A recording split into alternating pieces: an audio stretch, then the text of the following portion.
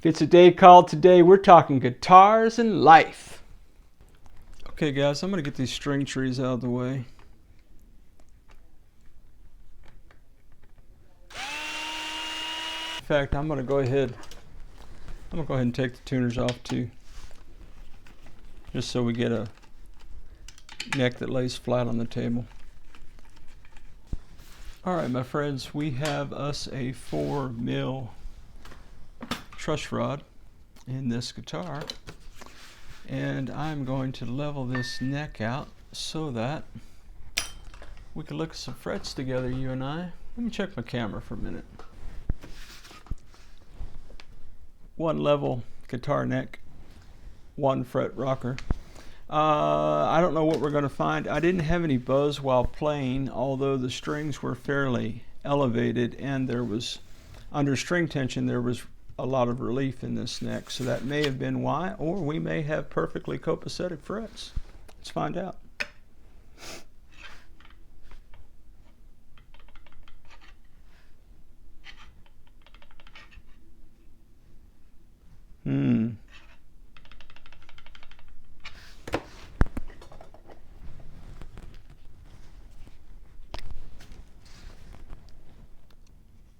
Got a little bit of highness in the middle there.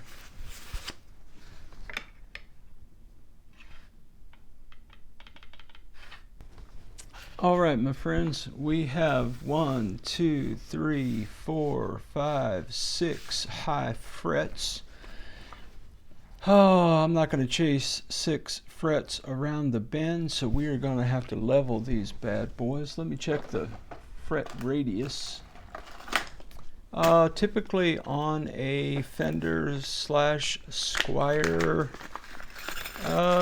standard fare would be 9.5-ish, somewhere in there, but for a Squier Strat Indonesian made, I do not know the year. I don't quite know. However, 9.5 appears to be the win, guys. 9.5 appears to be the win. Yep. Yep. All right. Let's make a little note of that.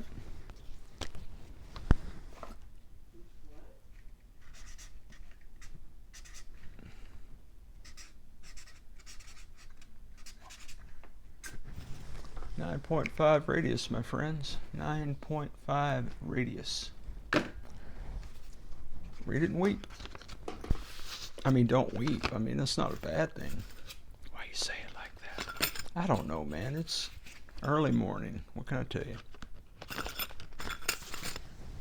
From the Let's Not Jump Too Soon files, we do have high frets. Perhaps what we can do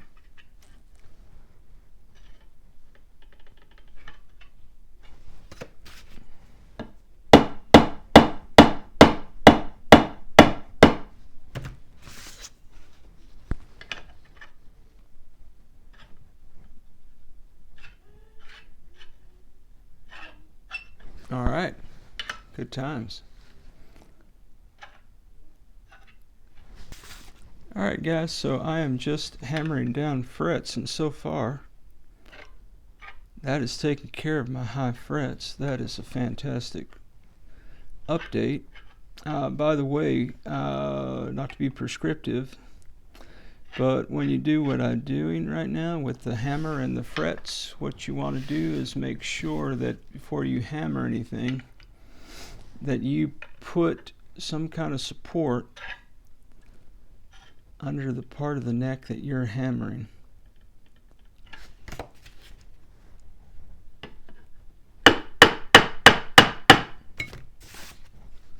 Just to keep things copacetic.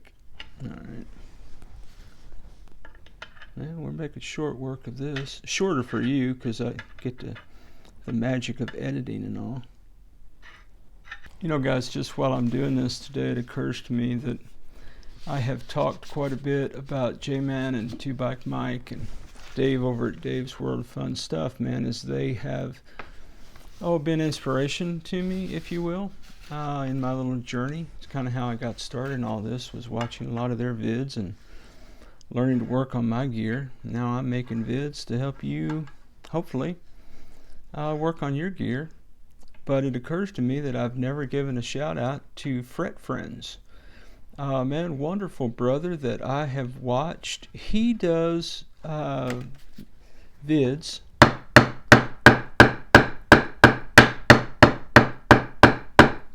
He has customers at his guitar shop, and he makes very exhaustive, detailed is what I mean, comprehensive videos for his customers.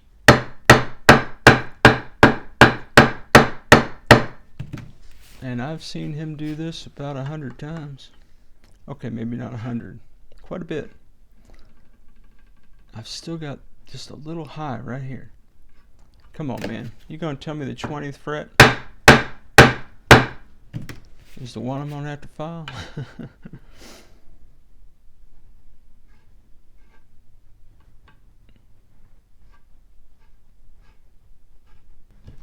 So yeah, just want to give my brother over at Fret Friends a little shout out, man. If you haven't been to his channel, you don't hang out with him, man, if you want to watch somebody really get into it, check, as a lot of the guys do that I've mentioned on the channel, you might check out Fret Friends. If you're into this, man, you will not be sorry, Jack. All right, all of our frets are now copacetically level, my friends. So that's great news for us. All we have to do now is deal with these fret edges, particularly the ones that are, you get a fingernail under, because that means you can get a string under it. And yeah, I need to address those. So let me get my file and we will do that work together.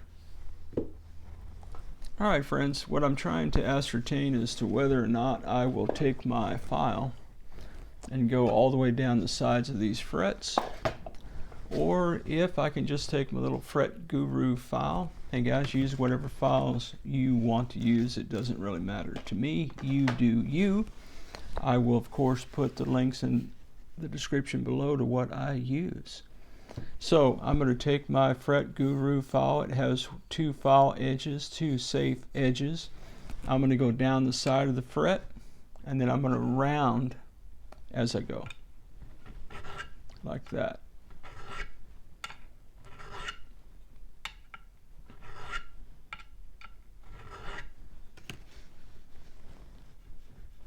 Okay. Now, going the other way is a little more awkward for me. May not bother you. Okay, now, if you ever wondered why you can buy a guitar, and guys, it really doesn't matter how much money you pay for it. If it was made in a factory by a machine that had perfect specifications down to the measurements and still have rough fret edges, well, my friends, that is because nobody has done what I'm doing to it. A machine cannot feel frets. It can get the exact measurements right, but it cannot accommodate for weather and climate, stuff that happens to wooden screws. This is back in the day, man, I'll say this, there was a time when I was a much younger version of myself, when a made in the USA guitar meant that somebody did this to every guitar that came off the line. Those days are gone, I think.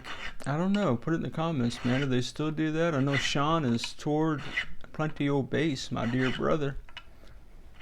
Toured the Gibson factory. Man, they still doing frets like this, man? Does anybody sit down with this kind of painstaking process? And I've been doing this a long time. Not fret work, but this video. You're seeing just a as edited down version as I can get, guys. and be coherent in between. Well, maybe I'm coherent. Oh yeah, that's night and day, man, to me. Okay, but these kind of frets don't happen, man. You've got to, somebody's got to do this to them.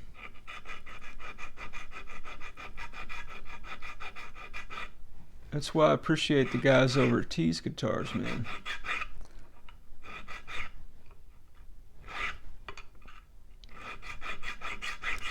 They get the guitars made from the factory, they're set up in the factory, and then they go over them in a basic setup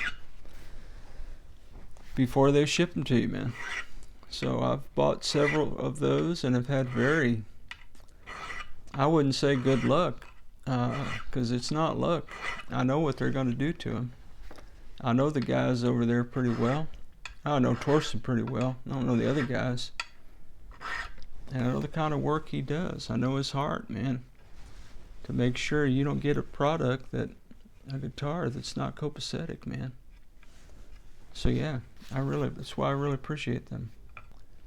So if you think about that, if you think about a time when a guitar company would pay somebody the time that it took them to do what I'm doing,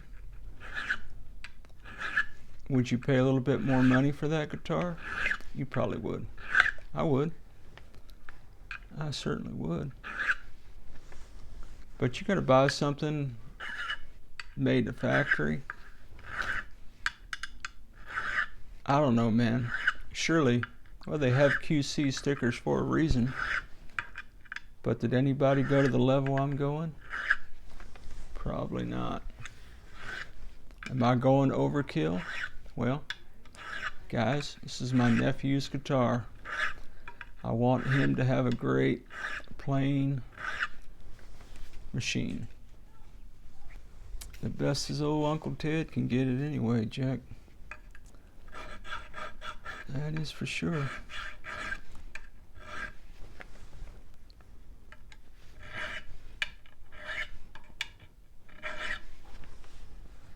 My nephew is a drummer. Yeah, man, I've done a lot of drummers through the years who pick up guitars and become really great guitarists. But he's a great drummer and good guitar player, and yeah, man, just a good young man finding his way in life, and if I can help him out just a little bit by being there for him and working on his guitar, man, that's all to the good, man. Hey, by the way, if you're new, this is Ted Talks Guitars and Life. This is the end life part, my friends. The motivation for what we do and how we do things is not a perfect guitar, man. It's the relationships. It's the satisfaction that comes from helping people. Yeah, man. So many great people, man, out here on the tube.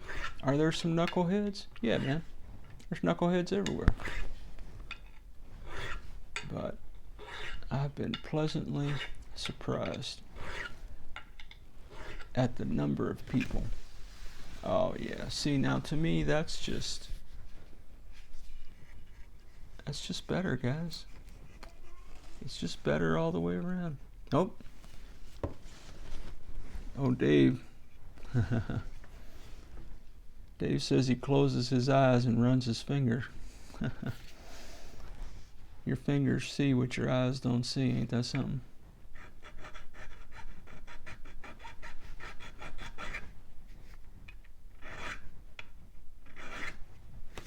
Yep.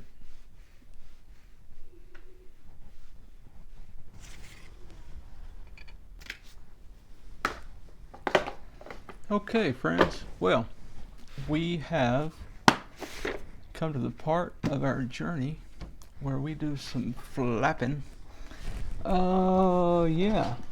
This is a little bit different because this is my nephew's guitar, not mine. So I have debated whether or not I would tape up the fretboard, fingerboard. I've decided I'm not going to do that because I really want to make sure I get the edges of these frets really well. And sometimes when you tape up the board, sorry, I was rolling on my microphone cable.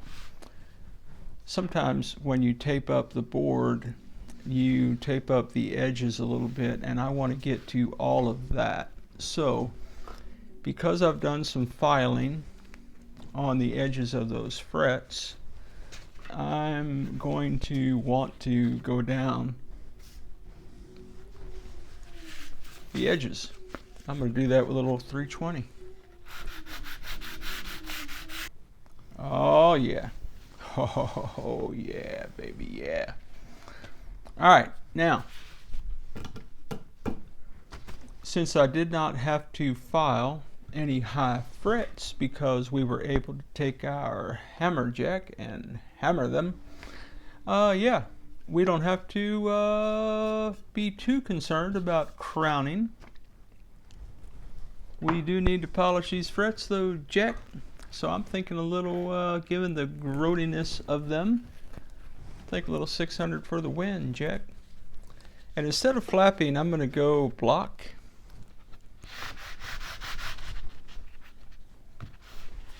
See if I can get away from not getting too much on the fingerboard. But Ted, don't you want to get the sides of the frets, not just the top? You're absolutely right, my friends. Flapping we go. Flapping it is.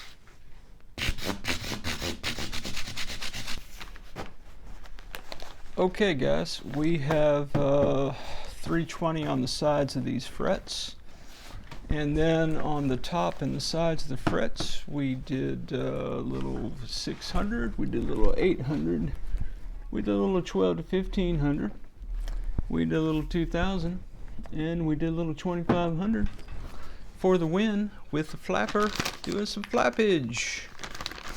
Again, workbench, baby wipes, always good. Particularly with these mostly unfinished maple necks. You get a lot of gunk on these things, man. So, try to clean my hands up as I go, periodically, occasionally, etc. So now we're at the cleanup stage before we clean and condition this board.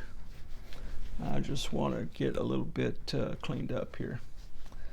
So let me do a couple things. Baby wipes for the win. Allow me to get my brush and get some of this gunk off this board, just by way of debris.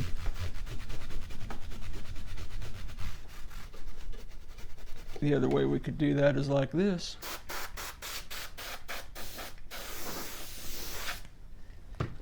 Okay. All right. So it is time to clean and condition this board, my friends. Oh, go tee shot. That's the money. So we're going to use a little conditioner in a moment. We're going to start though with some cleaner and some prep. Cleaner and prep for the win.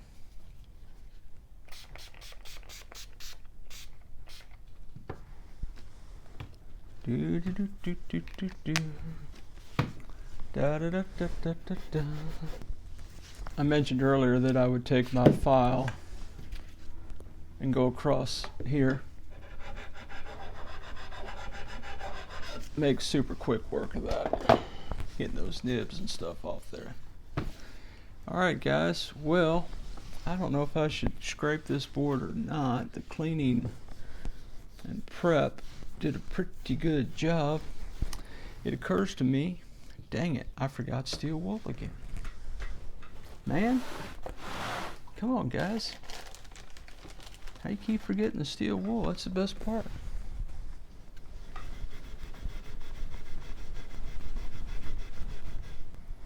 Okay, just to recap, if you're playing the home game, I did a little 320 sandpaper on the side of this neck because I had done a lot of filing to the edges. Woo, doggy, they feel good. And then on the top, we went with a little 600, a little 800, a little 12 to 1500, a little 2000, 2500, and topped that off with 4/0 steel wool, Jack. So what I always say about the steel wool is what I say about the metal, any kind of metal shavings that you might end up with on your bench. Before, and I'm saying before you put your guitar body with pickups that are magnetic anywhere near your work area, Jack, you need to clean up, my friends. So, in the spirit of cleaning up, headphones. Well, if anybody picked this time as the time when Ted's microphone battery would die, you won the prize, Jack. All right, guys. Yeah. So we did a lot of sanding. We did steel wool. And I'm just cleaning this board up a little bit before I move to conditioning. Okay, friends, well, nothing left to do but a little conditioning. This is Dunlap 65 Ultimate Lemon Oil for the win. Yep, we'll see about that, won't we? Well, my friends, we have one cleaned, conditioned fingerboard. We have shiny frets.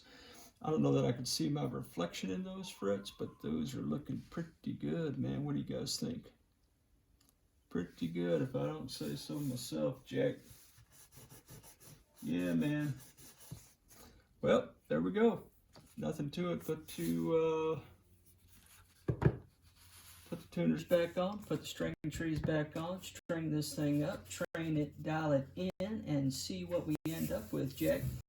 Oh, man, thanks for hanging out with me today, man. I dig hanging out with y'all. I hope you enjoy our time together and that this is in some way helpful. Put in the comments if you have questions, thoughts, ideas, or concerns, my friends.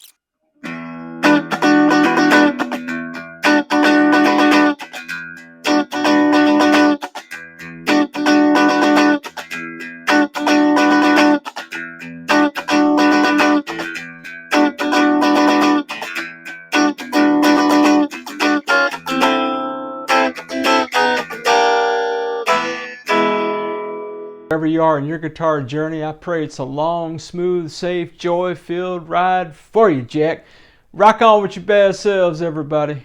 We'll catch you down the road.